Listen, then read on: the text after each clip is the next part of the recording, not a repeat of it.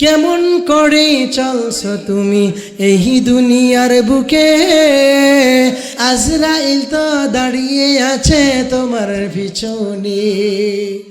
হুকুম পাইলে ধরবে তোমায়, রাখতে পারবে না।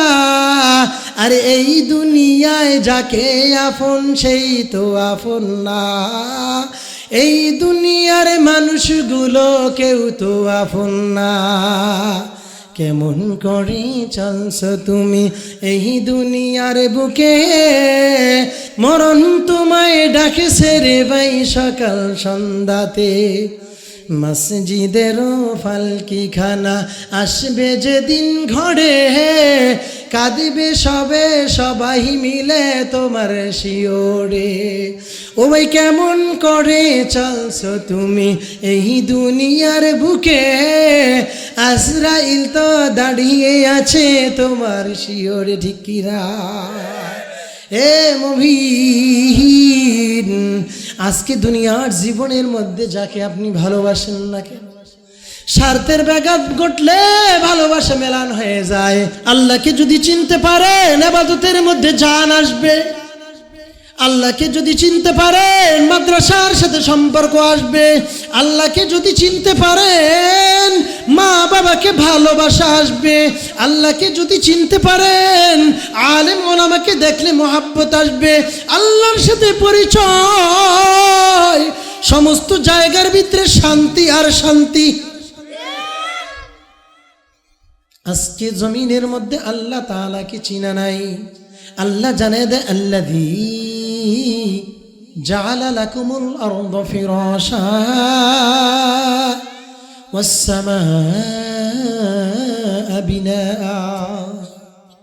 আল্লাহ জানিয়ে দেয় আসমান থেকে আমি আল্লাহ তাআলা মুষলধারে বৃষ্টি দিয়া আমি জমিনের ভিতরে ফল ফসল বানাই।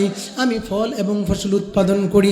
জমিনটাকে বিছানা বানাইলাম, আসমানটাকে আমি আল্লাহ ছাদ বানাইলাম। ওয়া আনজালা মিনাস সামাই মাআন ফাখরাজা বিহি মিনাস সামারাতি রিজকাল লাকুম।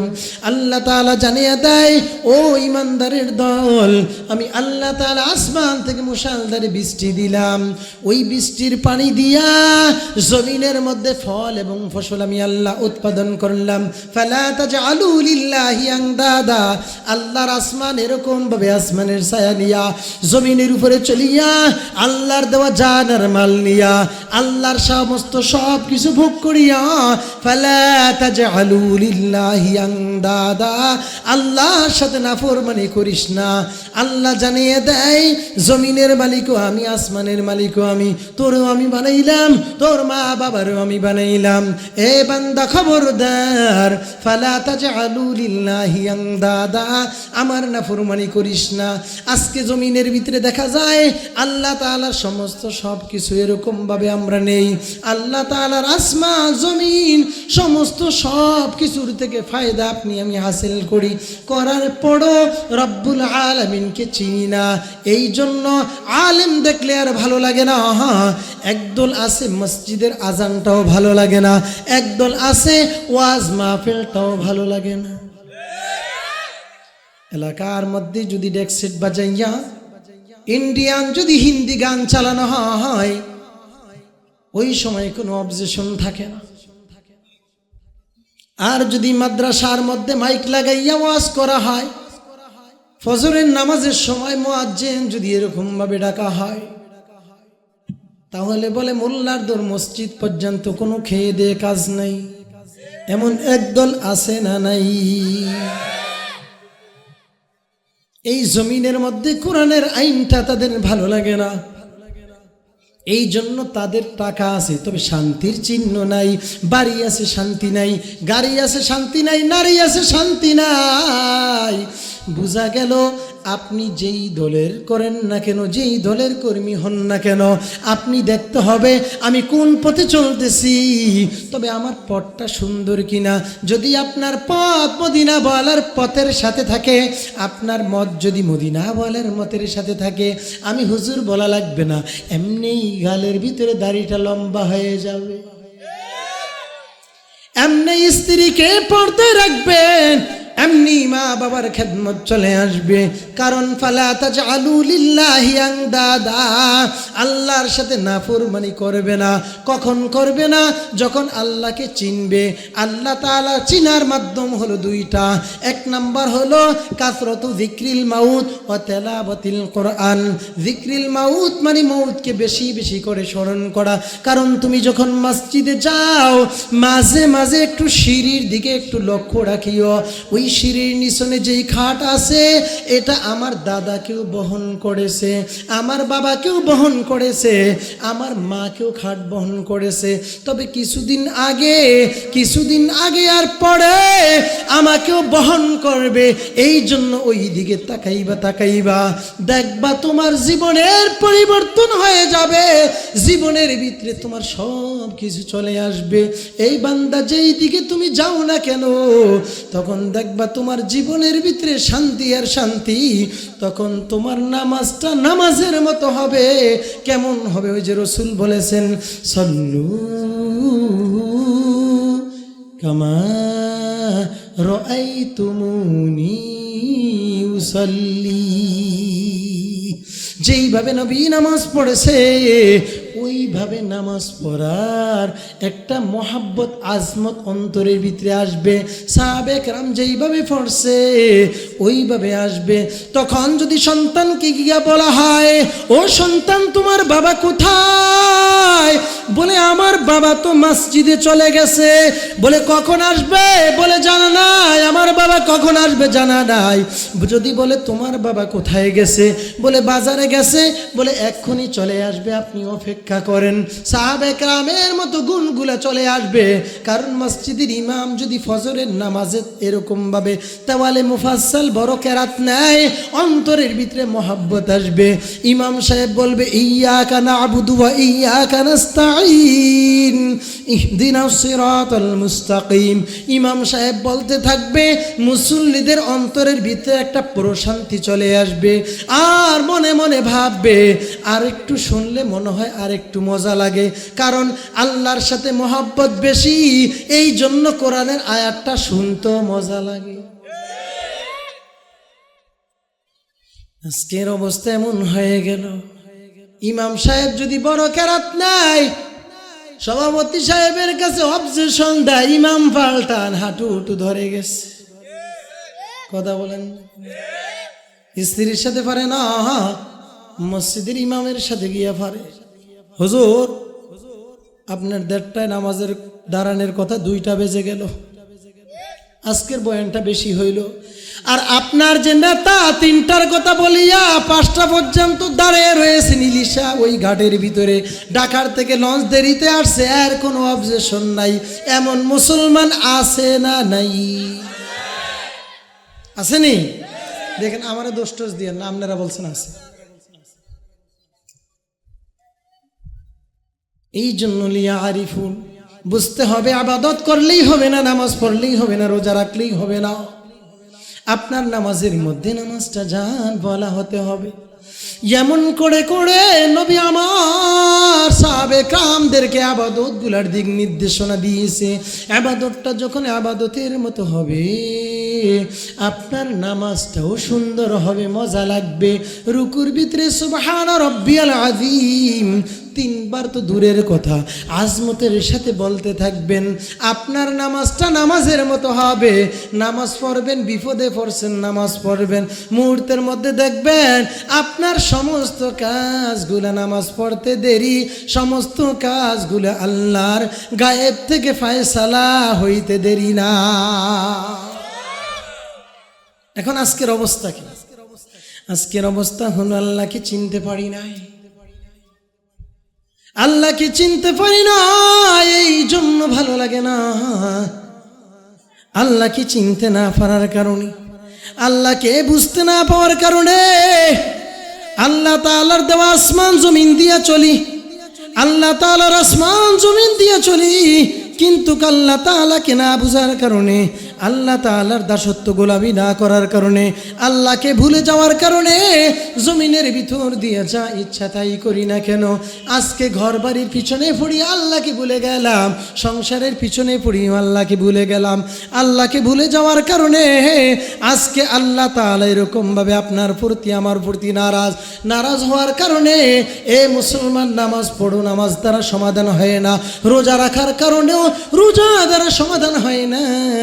কারণটা কি রে বাবা? একটাই কারণ, আপনার আমার আবাদতটা আবাদতের মতো হয় না, এই জন্যই তো আপনার আমার অভাব দূর হয় না, ঠিক কি না? সম্পদ আপনি জমা করেছেন ঠিক, তবে সম্পদ জমা করতে পারেন, তবে বক্ষণ করার অধিকার আপনার নাই। কারণ এই সম্পদ জমা করেছেন, সম্পদ আপনার না, মালও আপনার না, জানও আপনার না।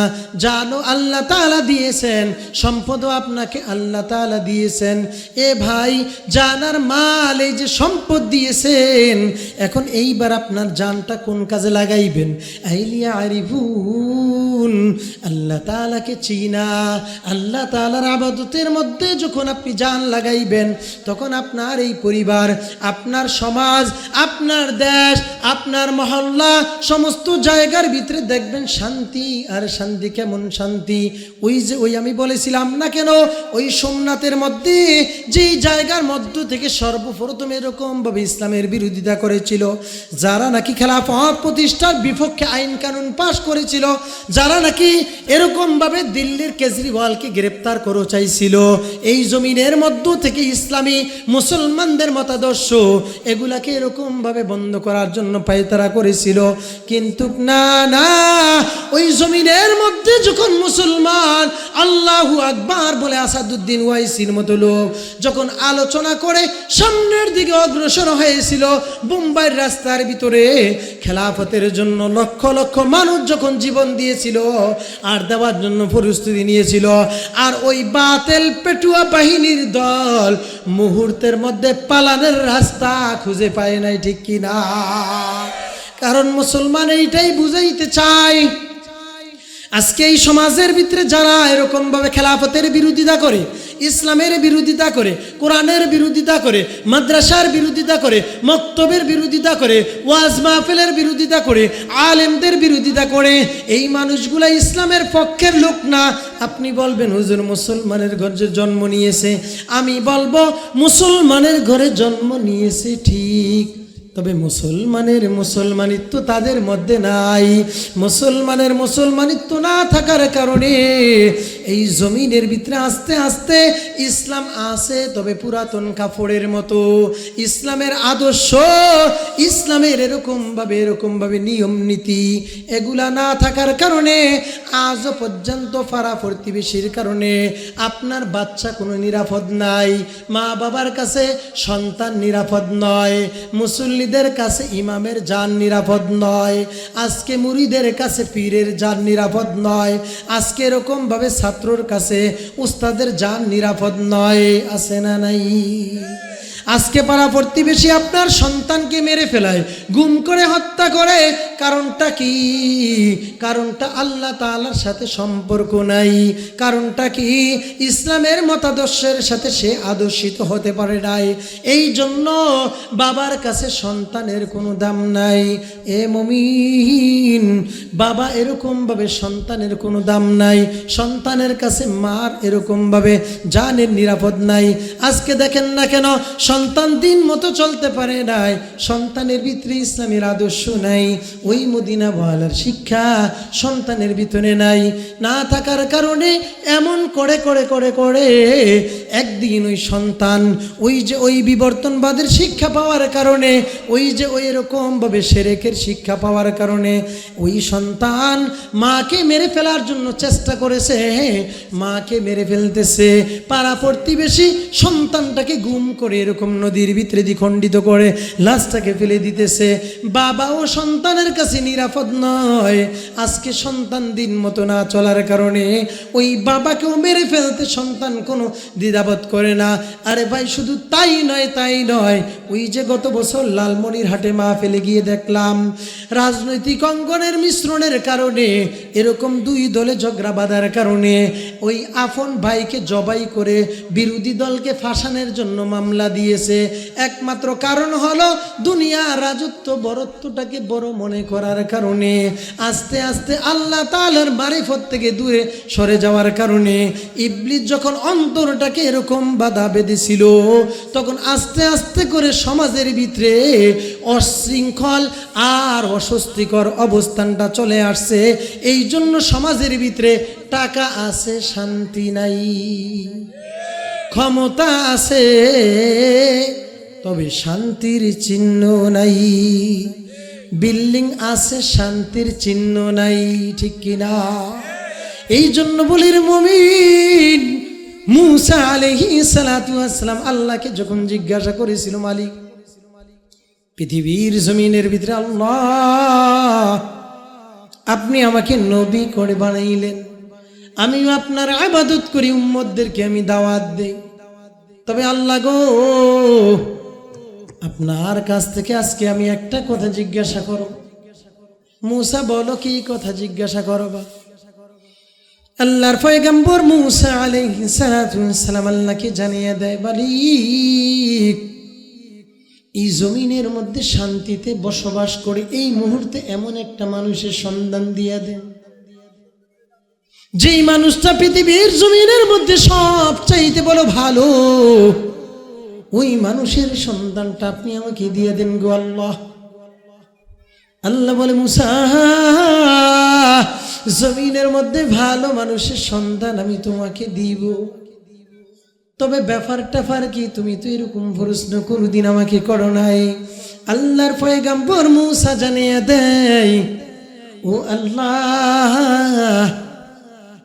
ওই ব্যক্তির সাথে আমি একটু সম্পর্ক করতে চাই, যেই মানুষটাকে সবচাইতে তুমি আল্লাহ মহাব্বত করো, ভালোবাসো। আল্লাহ তাআলা জানিয়ে দেয়, মুসা রে তোমার বাড়ির দরজার মধ্যে যেই মানুষটাকে তুমি সকালবেলা দেখবা, ফজরের নামাজের পর তোমার এরকম ভাবে গ্রামের রাস্তাটা দিয়ে তোমার শহরের মধ্যে আসবে, ওই লোকটা দবদবে একটা সাদা পরিহিত একটা মানুষ, যেই মানুষটার অবস্থান আমি আল্লাহ তাআলা পৃথিবীর মধ্যে সবচাইতে বড় দামি এরকম ভাবে করে দিলাম। আল্লাহ তাআলার কাছে এরকম ভাবে ওয়াদাবদ্ধ হইয়া মুসা আলাইহিস সালাতু ওয়াস সালাম বাড়ি চলে যায়।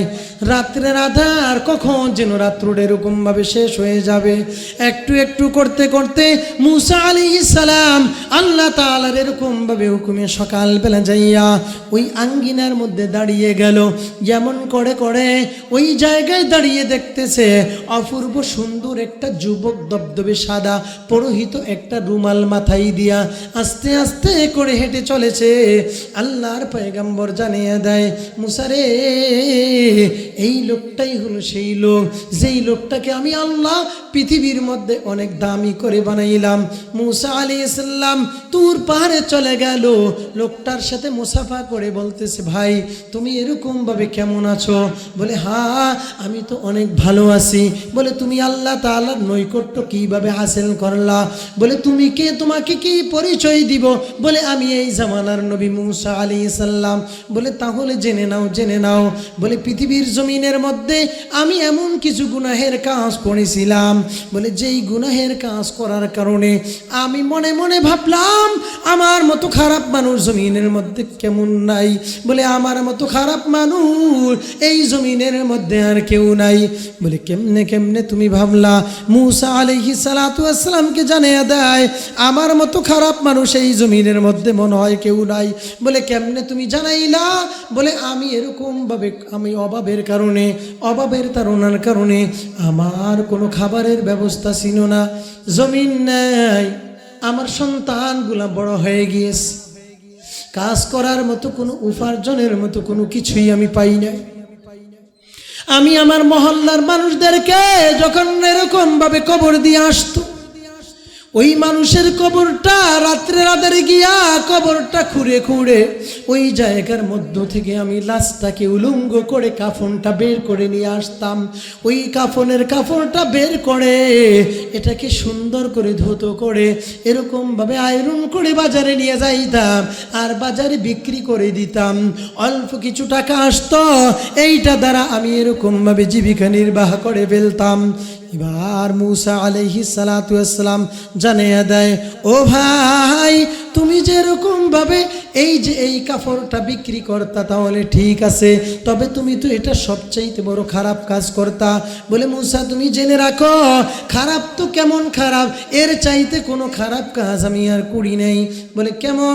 বলে একদিন এরকম ভাবে একটা সুন্দরী মেয়েটাকে যখন উলঙ্গ করে ফেললাম, আর কাপড়টা যখন খুলে ফেললাম, আর আমার মনের ভিতরে উলঙ্গ মেয়েটার সাথে অপকর্ম করার জন্য যখন আমার মনের ভিতরে ইবলিস তারা নাড়েছিল, সাথে সাথে আমি মুহূর্তের মধ্যে অন্তরের ভিতরে আমি জানিয়ে দিলাম, কে যেন আমার থেকে ধাক্কা মেরে বলে, আরে না না, এই কাজটা তোমার করা যাবে না। অদৃশ্য থেকে একটা আওয়াজ দিয়া ডাক দিয়া বলে, ও কই, তোমার বাড়ি কোথায়?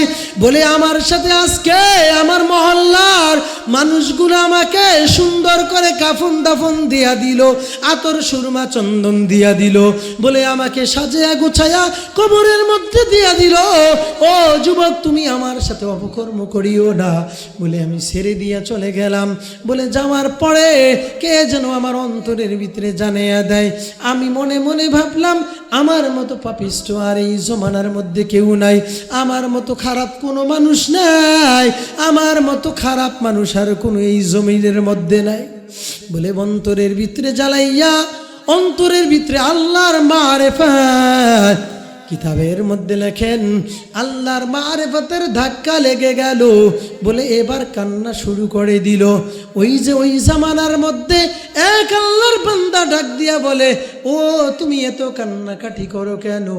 বলে আমি তো ঘর বাড়ি, স্ত্রী, পরিবার, পরিজনের জন্য সব কিছু খরচ করার কারণে, তাদের জীবিকা নির্বাহ করার জন্য, আমি সব কিছু ব্যবস্থা করার জন্য কাফনের কাপড়টা চুরি করে ফেলছি। আর এরকমভাবে সুন্দরী মেয়েটার সাথে অপকর্ম করার জন্য যখন আমি গেলাম, অদৃশ্য থেকে আওয়াজ দিয়া দিল, আর মনে মনে ভাবলাম আমার মতো পাপিষ্ট আর কেউ নাই। হেদায়েতের মালিক কে?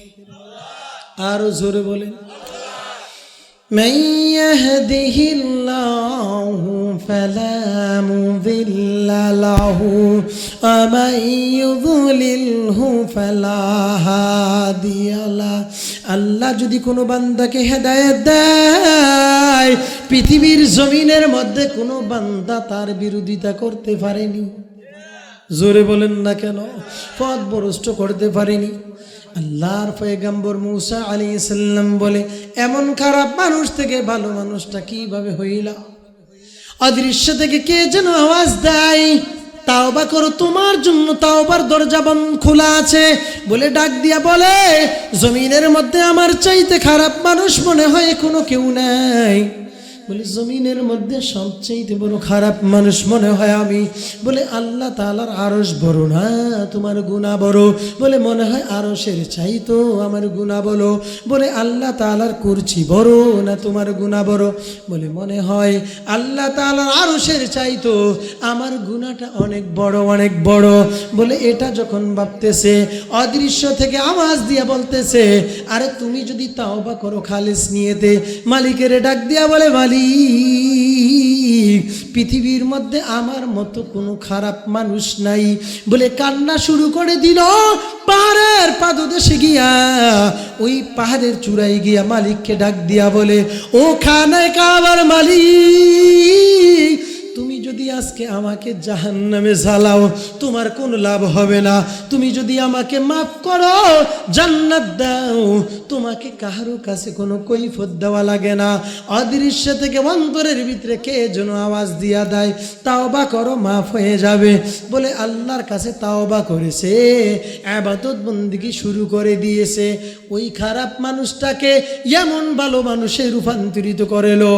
মূসা আলাইহিস সালাতু ওয়াস সালামের জামানা জামানার মধ্যে আল্লাহর শ্রেষ্ঠ ওলি হিসাবে রূপান্তরিত করেছে।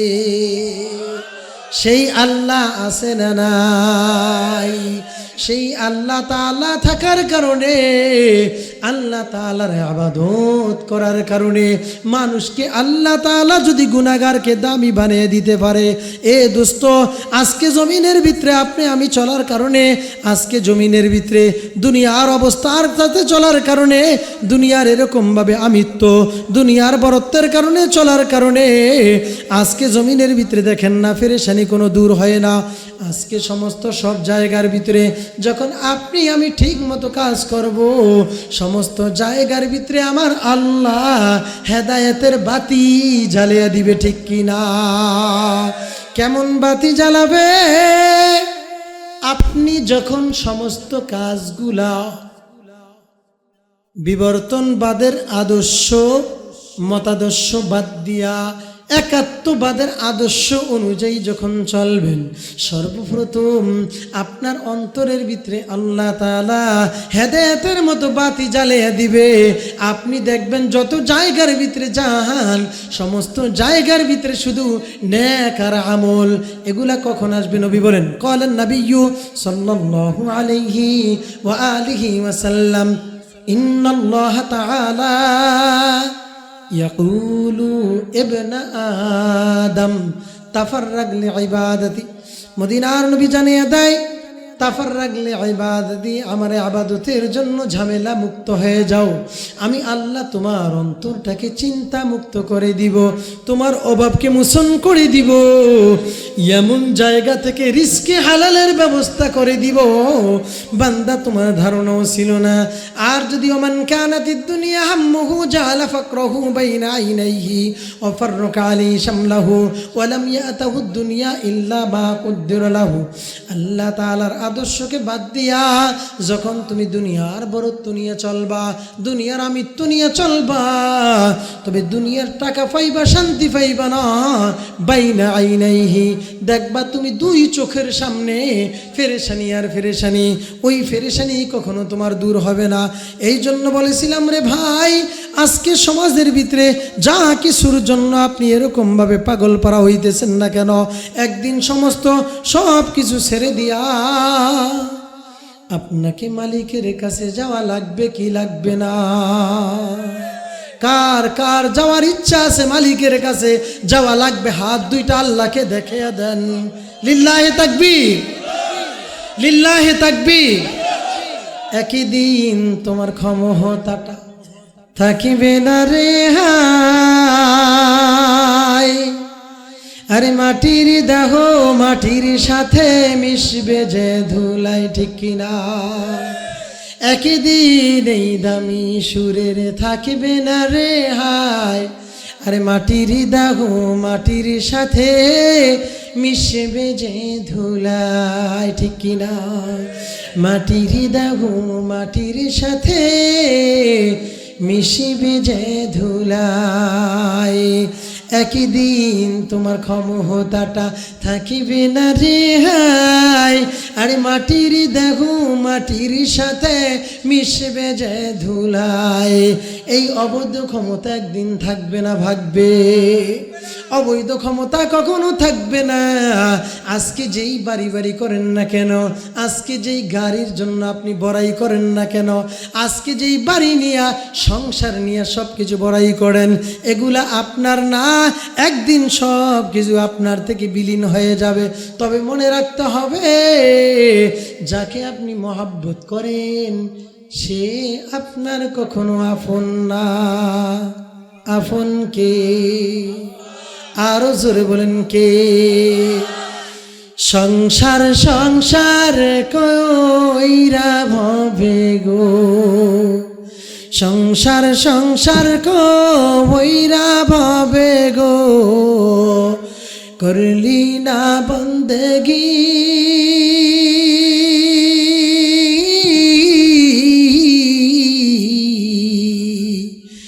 কিভাবে কাটাইলা মহনরে কবরের জিন্দেগি রে,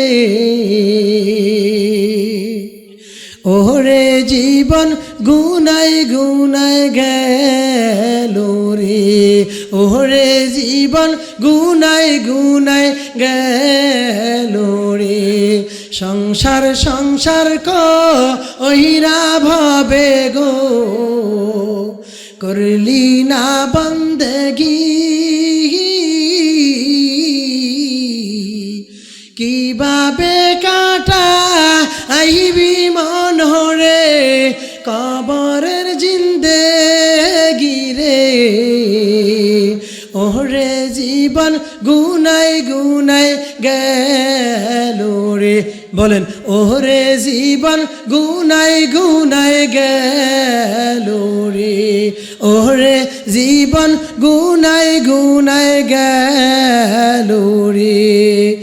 নিঃশ্বাসের বিশ্বাস কইরা গো বানলাম বাড়ি ঘর,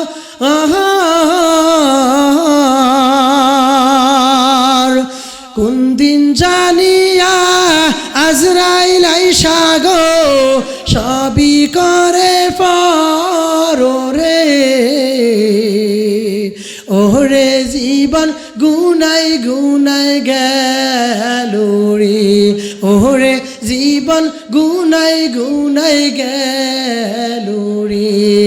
সংসার সংসার কইরা ভাবে গো, সংসার সংসার কইরা ভাবে গো, করলি না বন্দেগি,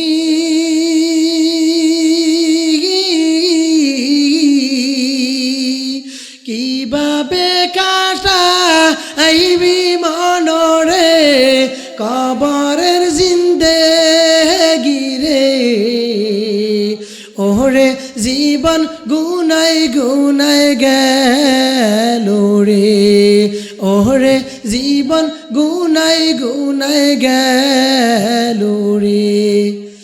ছেলে মেয়ের মা আয় ফিরা গো, ডাকলি না মাওলা রে,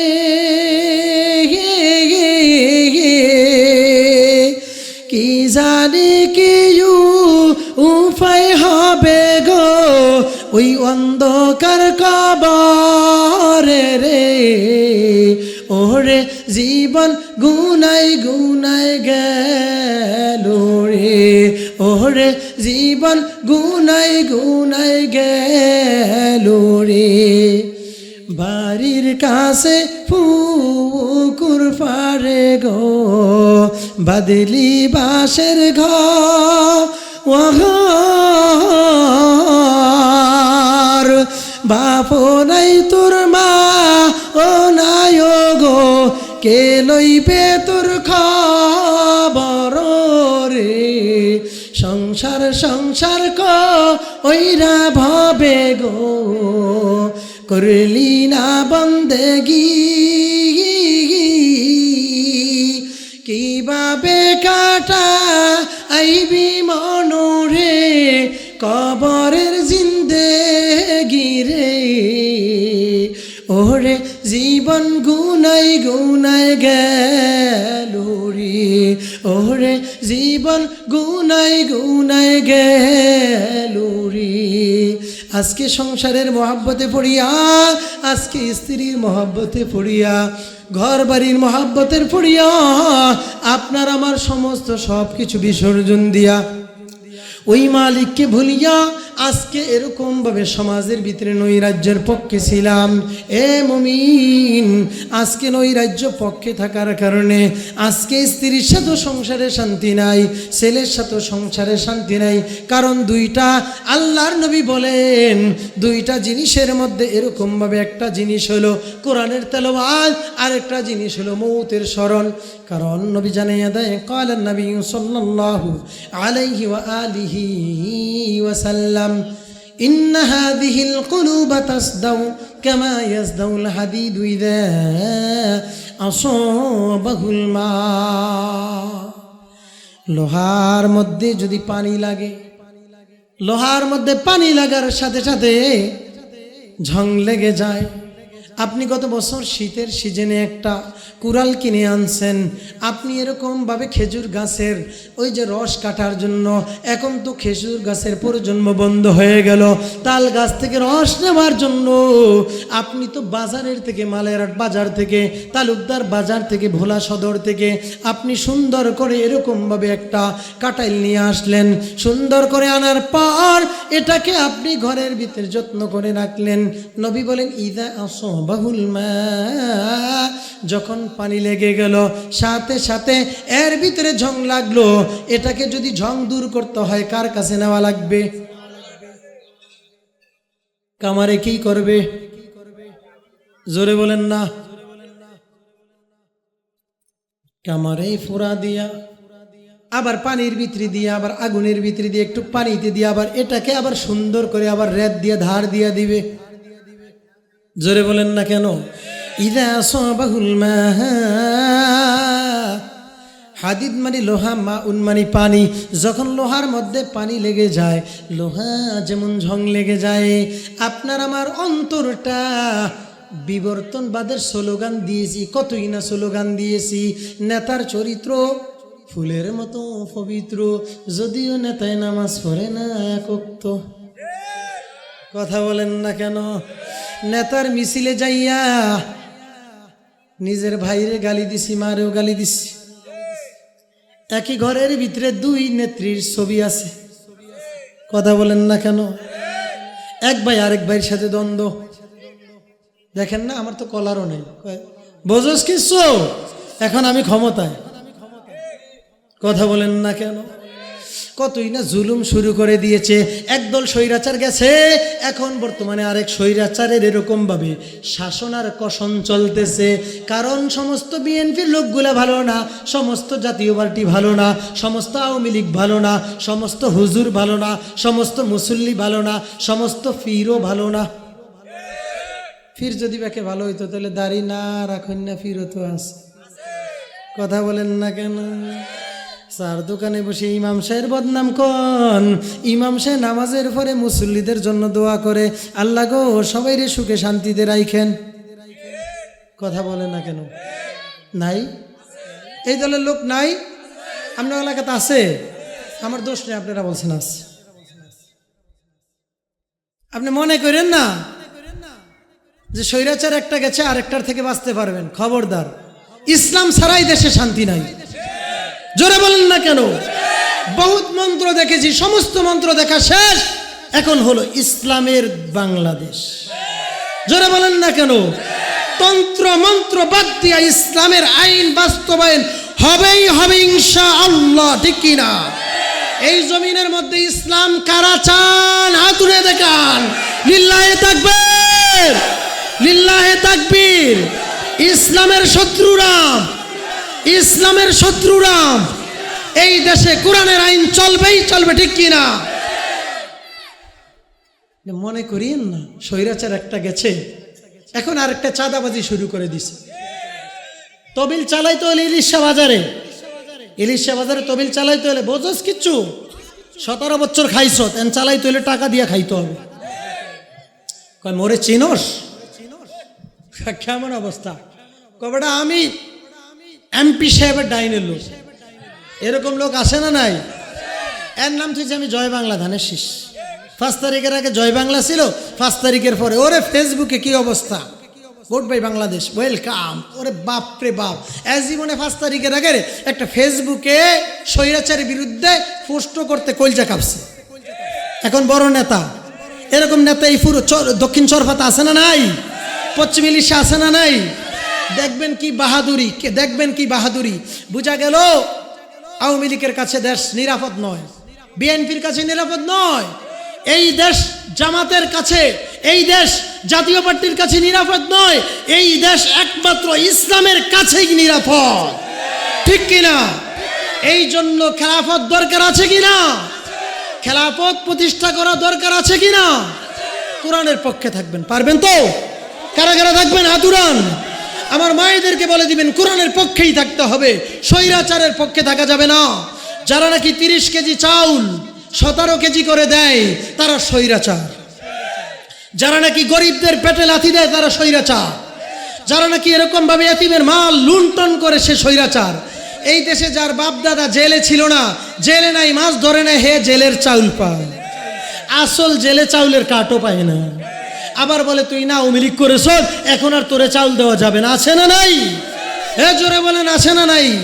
তাহলে বোঝা গেল কোন স্বৈরাচারের কাছে দেশ নিরাপদ নয়, দেশ শুধু নিরাপদ হলে ইসলামের দলের কাছে, ঠিক কিনা? এই জন্য বলেছিলাম তাওহীদবাদ, একাত্মবাদ, এদের মিশন কায়েম এই দেশের ভিতরে হবে। নবী বলেছেন এই অন্তরটা তো জং লেগে গেছে, বাড়ির পরিবেশে থাকিয়া জীবনভর খালি ইমামের বিরোধিতাই করলেন, ইমামকে মহব্বত করলেন না। এই জন্য খবরদার, আপনার ইমাম আপনার জন্য সব সময় দোয়া করে, আলেমরা আপনার জন্য দোয়া করে, তাহলে খেলাফত প্রতিষ্ঠা করতে হলে আলেমদের সাথে মহব্বত রাখা লাগবে, ঠিক কিনা? জোরে বলেন। বলেছেন 4টা জিনিসের কথা, থাকবেন না ভাগবেন? একটু চলবে আর একটু চলবে। এই দেশ কার কাছে নিরাপদ? ইসলামের কাছে নিরাপদ। কার কাছে নিরাপদ? ইসলামের কাছে নিরাপদ। তাহলে বলতেছিলাম যে এই দেশের মধ্যে মাদ্রাসার বিরুদ্ধে যারা কথা বলেছিল, নাস্তিক বামপন্থী তারা, ঠিক কিনা? মাদ্রাসার মিশনকে বন্ধ করেছিল, ওয়াজ মাহফিল মিশন বন্ধ করেছিল। এই স্বৈরাচারদেরকে চিহ্নিত করবেন। নাম্বার 1 হলো তাদের জন্য দোয়া করে দিবেন, 3 চিল্লায় পাঠিয়ে দিবেন তুরাগ নদীর তীরে সেই ওলামায়ে কেরামের তত্ত্বাবধানে ইজতেমা। এখন তো আরেক স্বৈরাচার কখনো আনসার লীগে পরিণত হয়, স্বৈরাচার কখনো এরকম ভাবে সাতপন্থীদের ভ্রান্ত আকীদার মতদর্শে আলেম বিদ্বেষীদের রূপান্তরিত হয়, ঠিক কিনা? স্বৈরাচার কখনো এই দেশের ভিতরে এরকম ভাবে এক একটা অবস্থানে তারা রূপান্তরিত হয়। এই জন্য এই দেশের মধ্যে যখন স্বৈরাচার বন্ধ না করতে পারবেন, মা তার মেয়েকে নিয়ে ঘরে থাকে নিরাপদ নয়, ঠিক কিনা? বাবা তার এরকম ভাবে মেয়ের ইজ্জত রক্ষা করার জন্য ওই বাবা কখনো এরকম ভাবে তার বুকের ভিতরে ন্যায্য অধিকার তখন হনন করেছিল। ওই বাবাও তখন চেয়েছিল যে আরে পাকিস্তানদের হাত থেকে তো দেশ স্বাধীন হয়েছে, কিন্তু আপনি আমি স্বৈরাচারের থেকে এখনো স্বাধীন হইতে পারি না, ঠিক কিনা? এমন একটা সময় গেছে বাক স্বাধীনতা ফিরে ফেলছিল। এরকম ভাবে যারা ইসলামের পক্ষে কথা বলবে তাদেরকে মামলা হামলা দিয়ে এই দেশের ভিতর থেকে তাদেরকে বিতাড়িত করেছে, ঠিক কিনা?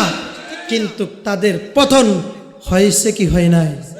আমি ছাত্র দলের ভাইদেরকে বলে দিব, আমি এরকম ভাবে ছাত্রলীগ থেকে তারা শিক্ষা গ্রহণ করো, এরকম ভাবে তারা কৃষক লীগ, মৎস্য লীগ, পুলিশ লীগ, আওয়ামী লীগ, এদের থেকে তোমরা এরকম ভাবে শিক্ষা গ্রহণ করো।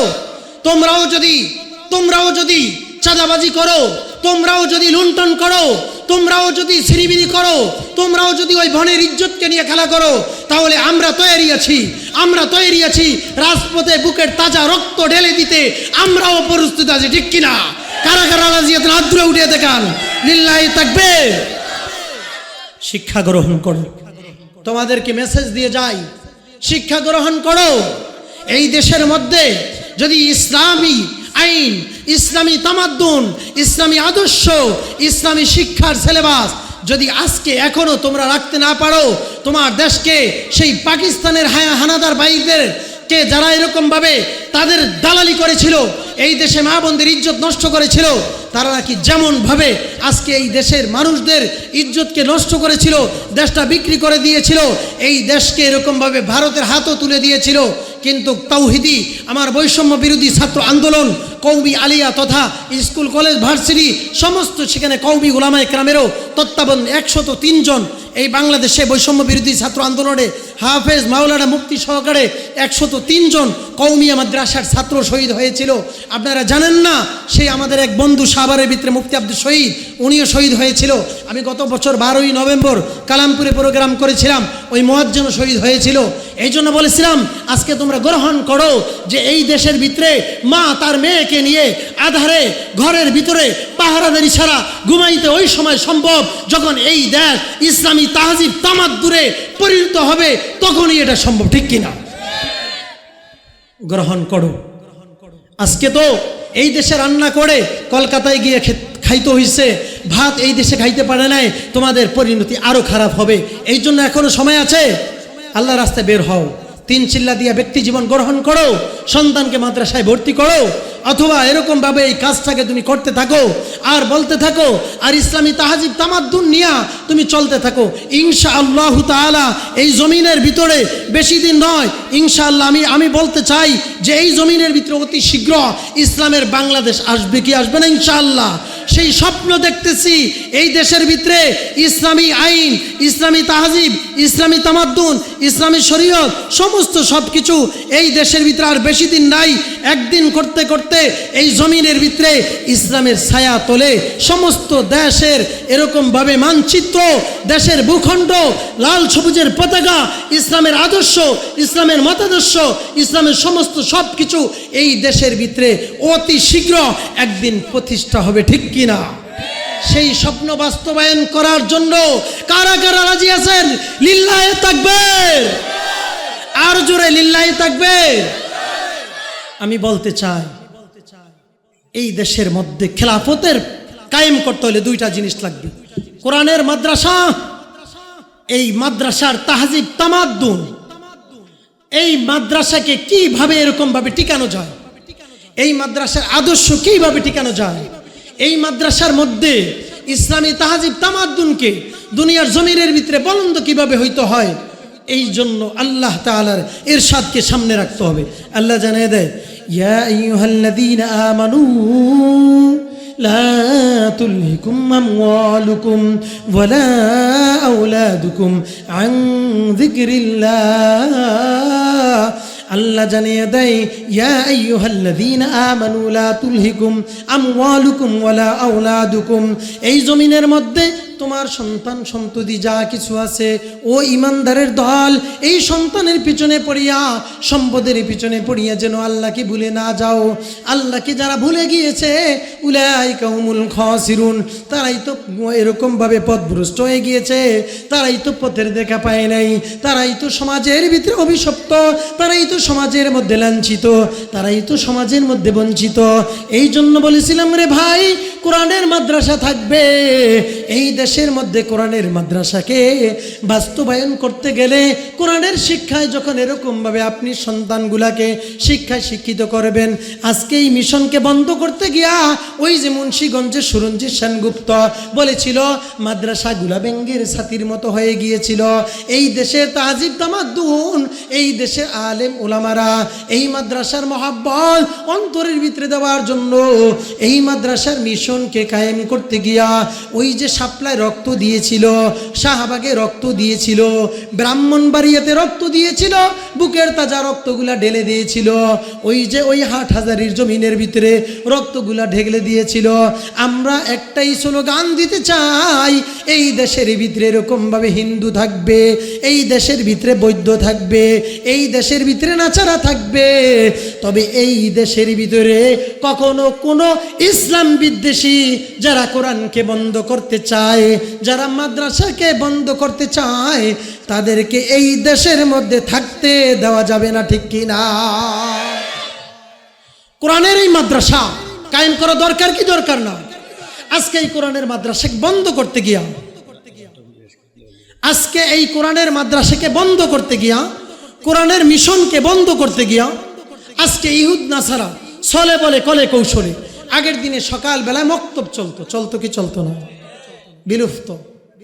কেচি আছে না, কেচি দিয়া যেমন নাকি কাপড় কাটে হিন্দুরা, আজকে মিশন মুসলমানদের সন্তানদেরকে দিয়া কেচি দিয়া যেমন কাপড় কাটে, কেচির পরিবর্তে কেজি স্কুল দিয়া সকালের কোরআনের আওয়াজকে বন্ধ করার মিশন দিছে।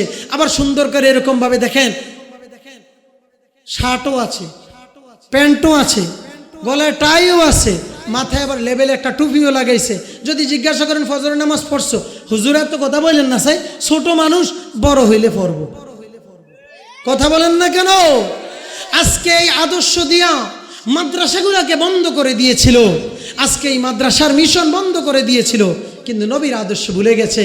আপনার সন্তান এই যে আব্দুল্লাহ ইবনে মাসউদ রাদিয়াল্লাহু তাআলা মাদ্রাসায় ভর্তি করলে লাভ কি?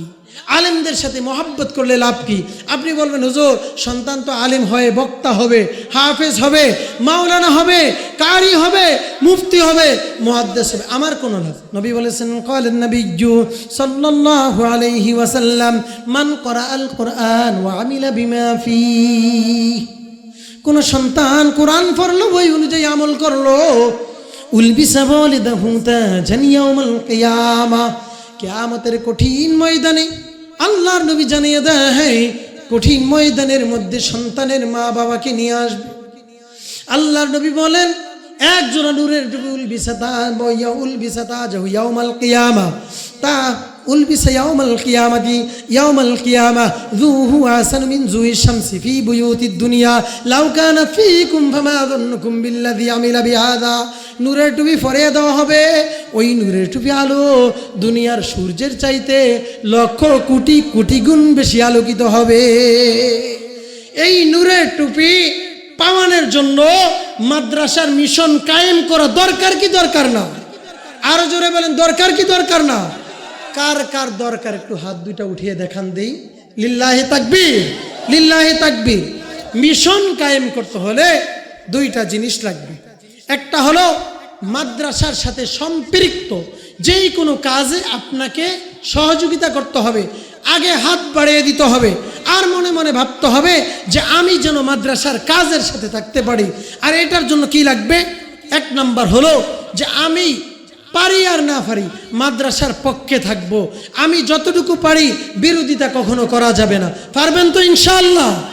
তো এটা করার জন্য কমপক্ষে কোরআনের তাহজিব তামাদ্দুন, এই যে মাদ্রাসার মধ্যে সন্তান ফজরের নামাজের আগে আপনার এরকমভাবে সন্তানকে কেমন মাদ্রাসায় পড়াইলেন, আপনার স্কুলের সন্তানকে প্রাইভেট পড়াইলেন 1 ঘন্টা, টাকা দিলেন এক সাবজেক্টে 500, ঠিক না? বলেন মাগরিবের পরে কি স্কুলে ক্লাস হয়? জোরে বলেন।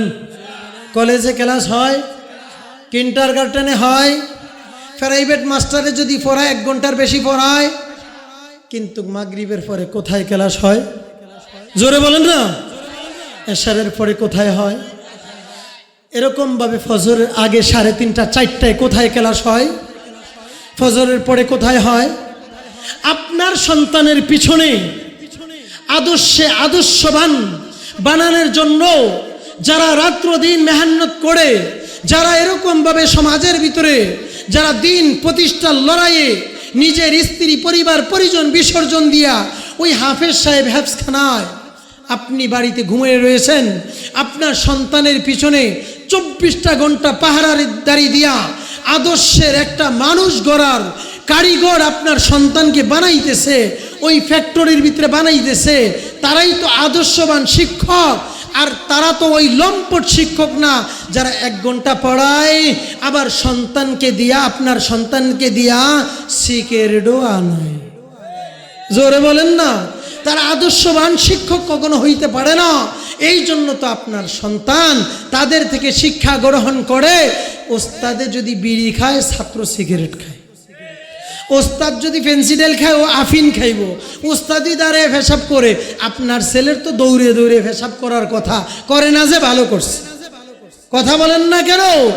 আপনার যেই ম্যাডামকে দিয়া সন্তানকে কেজি স্কুলে পাঠান, এই ম্যাডাম তো কয়েকদিন পরে ওই যে ওই কেজি স্কুলের মাস্টারের সাথে পরকীয়া আসক্ত হইয়া উধাও হয়ে যাবে, মোবাইল ফোনটা বন্ধ করে যাবে, আর এদিক থেকে স্বামীও কাঁদবে, স্ত্রীও কাঁদবে। কথা বলেন না কেন? অবাস্তব বললাম না, আপনি বাস্তবভাবে দেখে নেন। এই জন্য বললাম আদর্শের মানুষ গড়ার কারিগর হলো কওমি মাদ্রাসা, ঠিক কিনা? এই মাদ্রাসার মিশনের মধ্যে যারা রাত্র দিন মেহনত করে, যারা ফজরের পরে ক্লাস করে, আপনার থেকে কোনো বেনিফিট চাইছে? আপনার সন্তান স্কুলে 9টা থেকে 3টা পর্যন্ত ক্লাস, 12টা থেকে 2টা পর্যন্ত ক্লাস, কলেজের ভিতরে 10টা থেকে 1টা পর্যন্ত ক্লাস ছিল। এরপরে যদি সন্তান স্কুলের মাস্টারের কাছে পড়তে চায়, কি লাগবে? জোরে বলে না, জোরে বলেন। টাকার ফরান পড়াইলো, আসরের নামাজ ওই শিক্ষকও পড়লো না, সন্তান কিভাবে পড়বে? আজকে দেখেন না কেন যে বাবা যদি মসজিদে যায় সন্তানও মসজিদে আসে।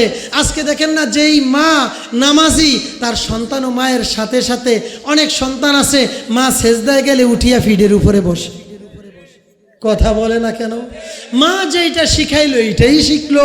তাহলে আপনার সন্তান যেই জাগতিক শিক্ষায় শিক্ষিত করতেছেন, সেই জাগতিক শিক্ষায় আপনার ছেলে তো এরকমভাবে ব্যাঙ্গের লাভ শিখবে, আপনার ছেলে তো কিরিং কিরিং সাইকেল চালে এটা শিখবে, আপনার ছেলে তো শরীফা থেকে শরীফার গল্প শিখবে, আপনার ছেলে তো আব্রাহাম লিঙ্কন সেই বিবর্তবাদের শিক্ষায় শিক্ষিত হবে।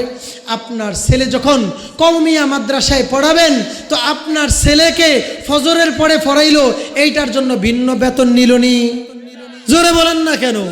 আপনার ছেলের পিছনে এশারের নামাজের পরে উস্তাদ পড়াইলো, ভিন্ন বেতন চাইলনি?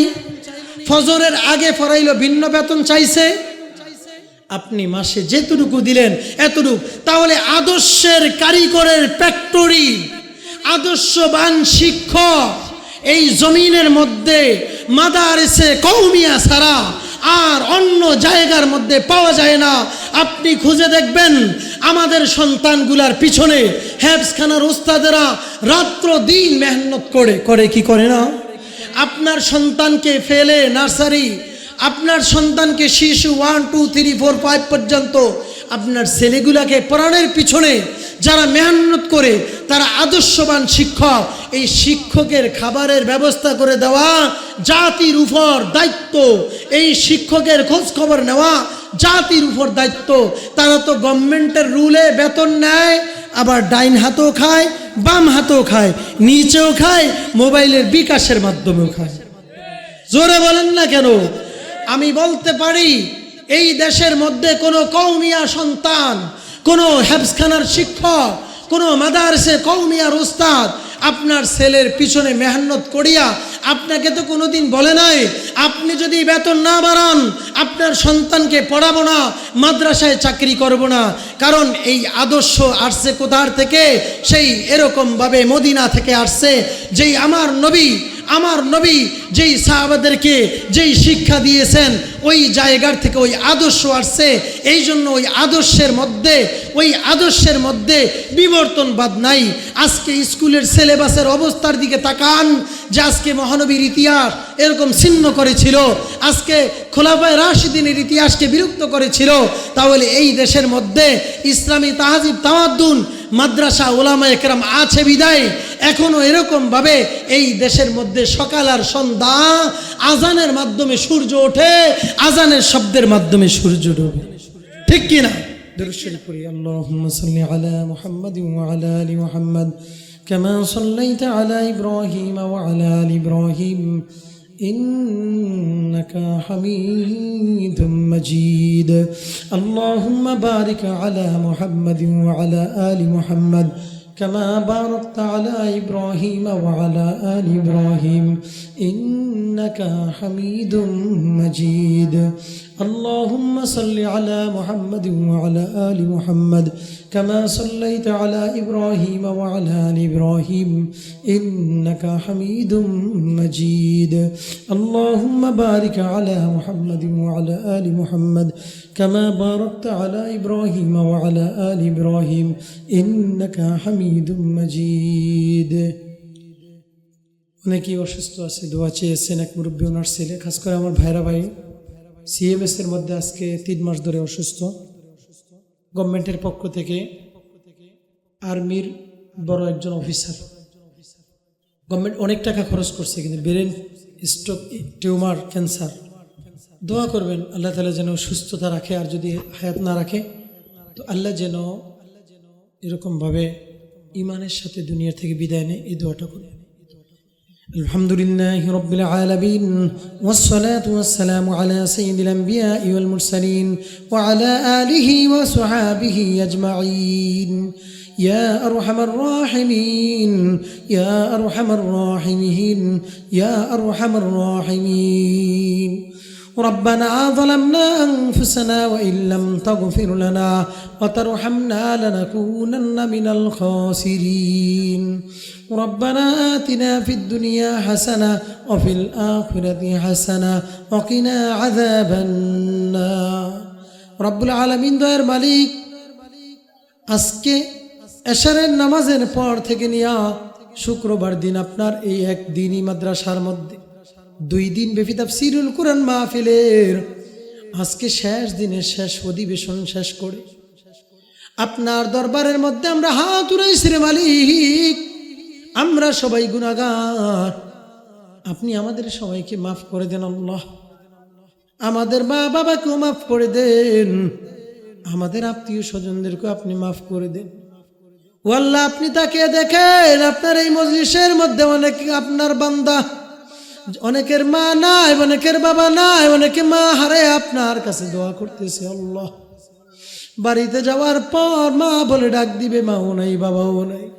আয় মালিক, খাস করে আপনি তাদের কবরের আযাবগুলোকে মাফ করে জান্নাতের ফয়সালা করে দিয়েন আল্লাহ। আয় রব্বুল আলামিন, খাস করে আপনি সবাইকে মাফ করে দিয়েন আল্লাহ। মালিক, জানা নাই কবে যেন আমাদেরকে ডাক দিয়ে তোমার কাছে নিয়ে যাও আল্লাহ। আমাদের জন্য মনে হয় কোন ব্যক্তিরা যেন খন্তা নিয়ে দাঁড়িয়ে আছে, আওয়াজটা পাইলি কবর খনন করার জন্য আসবে। মনে হয় জীবনের শেষ মার্কিন কাপড় ডুগু ফ্যাক্টরি থেকে ছাপেয়া ওই ভোলা সদরের মধ্যে দোকানে চলে আসছে। জীবনের শেষ কাফানের এরকম ভাবে গোসলের সাবানটা মনে হয় চলে আসছে। জীবনের শেষ গোসলের জন্য যেই বড়ই পাতাটার প্রয়োজন হয়, মনে হয় বড়ই গাছের মধ্যে এটাও ফুল ফুটে বের হয়ে বড় হইতেছে।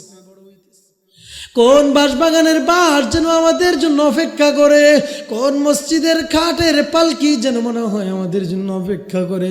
ও মালিক, মনে হয় কোন মুয়াজ্জিন সাহেব মাইক নিয়ে দাঁড়িয়ে আছে এলান দেওয়ার জন্য, শোক সংবাদের এলান দিবে, মনে হয় সেই অবস্থান আমাদের জন্য অপেক্ষা করতেছে। ও মালিক, ওই মুয়াজ্জিনের ডাক দেওয়ার আগে আন্দোরাদম কসবদম জানাম্বরি জাহাবা নূরে ঈমানাম্বরি, ওই কবরে নেওয়ার আগে, ওই কবরের গর্তে নেওয়ার আগে, ও মালিক, তুমি আমাদেরকে পৌত পবিত্র করে নাও, তুমি আমাদের গুনাহগুলোকে মাফ করে দাও। ও আল্লাহ, আজকে যারা অসুস্থ তাদেরকে তুমি সুস্থতা দান করো আল্লাহ। আমার এক আত্মীয় স্বজন অসুস্থতাকেও আপনি সুস্থতা দান করেন আল্লাহ। আল্লাহ, আপনি আমাদেরকে মাফ করিয়েই দেন আল্লাহ, মাফ করিয়েই দেন আল্লাহ। এই মাদ্রাসাটাকে আপনি কবুল করে নেন আল্লাহ। এই মাহফিলের জন্য যারা অর্থ দিয়েছে, স্বার্থ দিয়েছে, টাকা দিয়েছে, পয়সা দিয়েছে আল্লাহ, লাইটের ব্যবস্থা করেছে, মাইকিংয়ের ব্যবস্থা করেছে, প্যান্ডেলের ব্যবস্থা করে, তাদেরকে আপনি কবুল করে নেন আল্লাহ। মাদ্রাসার উস্তাদে কেরাম, আসাদে কেরাম, মুফতি সাহেব আল্লাহ, যারা মেহনত করতেছে তাদেরকেও কবুল করে নেন আল্লাহ। এই মাদ্রাসার দিকে তাকিয়ে দেখো, রাত্রের আধারের মধ্যে সন্তানগুলা, কার মা নাই, কার বাবা নাই, সন্তানগুলা কোরআন নিয়ে গবেষণা করতেছে আল্লাহ। ওই হাফেজ সাহেবকে আপনি হিম্মত শক্তি বাড়িয়ে দেন, অন্য অন্য ওস্তাদদেরকে হিম্মত বাড়িয়ে দেন আল্লাহ। মহল্লার মধ্যে বরকত দান করেন আল্লাহ। এই মহল্লাবাসীর যত কবর আছে সমস্ত কবরের আযাবগুলো আপনি মাফ করে দেন আল্লাহ। ও মালিক, আমার মা বাবা 2 জন অসুস্থদেরকে সুস্থতা দান করেন। ও মালিক, অনেক কষ্ট করে, আমাকে অনেক কষ্ট করে লালন পালন করে লেখাপড়া দেশ বিদেশের মানচিত্রের ভিতরে করাইছিল আল্লাহ, এদেরকে আপনি মাফ করে দেন আল্লাহ। আয় আল্লাহ, দিনের ময়দানের জন্য যারা এরকম কষ্ট মুজাহাদা করে, এদের জিম্মাদারি আপনি গায়েব থেকে হয়ে যান আল্লাহ। আল্লাহ, বাংলাদেশের মুসলমানদেরকে হেফাজত করেন আল্লাহ, বিশ্বের মুসলমানদেরকে হেফাজত করেন আল্লাহ। আয় আল্লাহ, খাস করে আপনি এই দোয়াটাকে হুজুর আকরাম সাল্লাল্লাহু আলাইহি ওয়াসাল্লামের তোফায়েলে কবুল ও মঞ্জুর করেন আল্লাহ। আল্লাহুম্মা রাব্বিরহামহুমা কামা রাব্বায়ানি সাগীরা, রাব্বিরহামহুমা কামা রাব্বায়ানি সাগীরা। সুবহান রাব্বিকা রাব্বিল ইজ্জাতি আম্মা ইয়াসিফুন ওয়া সালামুন আলাল মুরসালিন ওয়ালহামদুলিল্লাহি রাব্বিল আলামিন।